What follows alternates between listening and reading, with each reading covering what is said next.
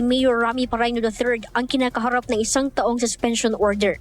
Sa naging mensahe nito kasabay ng pagbubukas ng bagong City Museum, tiyak na umanong nakasulat sa kasaysayan ng Urdaneta ang pangalan nila ng suspendidong vice alkalde dahil sa mga pagkilalang natanggap nito mula sa national government at panunungkulan sa loob ng ilang taon. Dinepensahan naman ng alkalde na pagsunod lamang sa utos ang ginagawang pagbabantay ng kapulisan sa buong City Hall matapos ipatupad ng Department of Interior and Local Government upang mapigilan ang umano'y unlawful exercise of powers ng dalawa. Sa kasalukuyan, tuloy pa rin na dumadalo ang alkalde sa mga nakalinyang aktibidad kasunod ng ika-27 charter anniversary ng lungsod. Inihayag din ng opisyal na positibo ito sa kanyang legasiya na nakatatak sa Urdaneta sa kabila ng umano'y panggigipit sa kanyang panunungkulan. Kasama mo mula dito sa IFM de Gupan, ito si Idol Jam Victorio, tatak IFM.